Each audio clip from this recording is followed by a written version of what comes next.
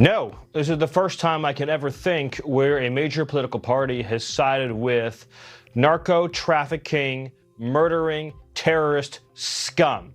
You know, you play one of those clips from a Democrat who said, oh, there's no such thing as a narco-terrorist. They're just narco-persons. The ISIS and these narco-terrorists in our hemisphere use the same tactics. They use rape as a weapon. They skin people alive. They cut off their heads. They burn them to death. These narco-terrorists, if a politician opposes them, they kidnap their family. If they don't give them what they want, they murder their family.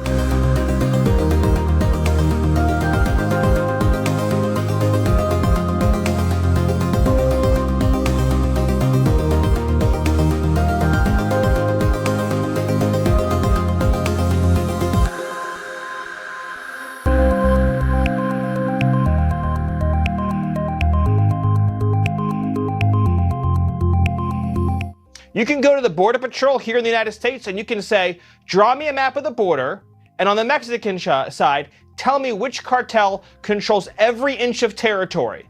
And the border agents can literally say, mile by mile, which cartel controls which section of the border. Not the Mexican government, they don't control it, which cartel.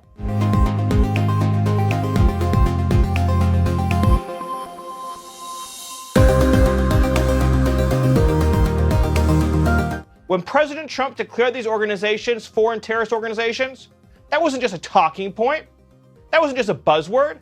It was a promise from this president to use hard American power to kill and to stop these terrorists, these enemies of the United States, from killing our families, from killing our children, from taking over our communities. And that's what President Trump is doing. And we have some breaking news.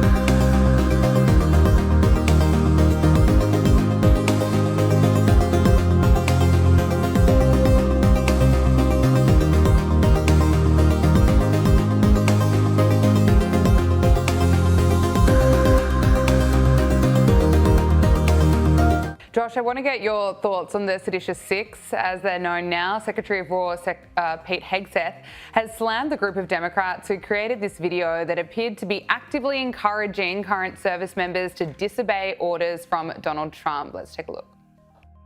This administration is pitting our uniformed military and intelligence community professionals against American citizens. like us. You all swore an oath to protect and defend this Constitution. Right now, the threats to our Constitution aren't just coming from abroad, but from right here at home. Our laws are clear.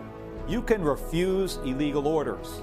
You can refuse illegal orders. You must refuse illegal orders.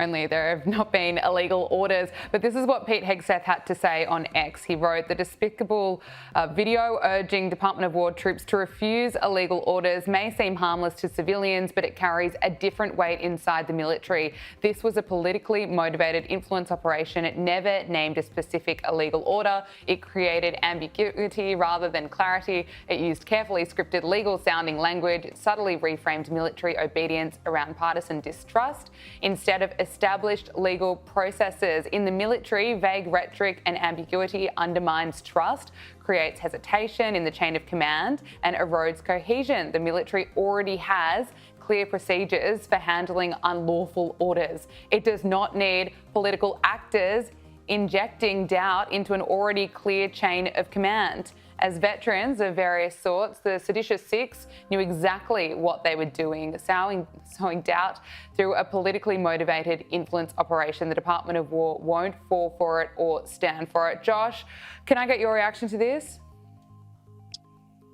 Yeah, it's hard to know where to begin. I mean, really, it's hard to know where to begin here. I mean, this is so egregious that there's just so many different layers to the egregiousness. First of all, they can't name a single legal order, as we just saw Secretary Hegseth say. Two, even if there were to be an order that an officer using all of his or her good faith thought was actually illegal, as Hegseth again alludes to, there are well-established procedures for this. You take your objection, your possible quibble, to a military court, to a military tribunal. There are indeed established procedures for trying to do this sort of thing. The alternative is that there are no procedures, which takes us to the land of a Nazi or communist regime, which seems to be the not so subtle implication that is lurking in the background of this whole video, is that they really are analogizing the current United States military to the Third Reich, to the Wehrmacht, right? I mean, to their military, to the communist armed forces there, because when you start emphasizing this, what you're really saying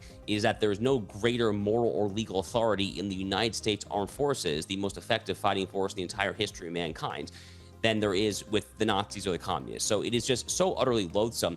There's also the idea that if an officer has a lawful order and refuses to actually abide by his superior, there's actually a separate crime for that. It's called mutiny. And mutiny in the United States carries a very, very, very severe punishment, potentially up to and including death, if it is actually taken to its logical conclusion. We haven't had such a case in many years there. It seems like these Democrats actually want to see that happen. So by far, the most likely outcome, if God forbid some mistaken officer in the military actually takes the seditious six at their word, by far the most likely outcome would actually be a mutiny prosecution there.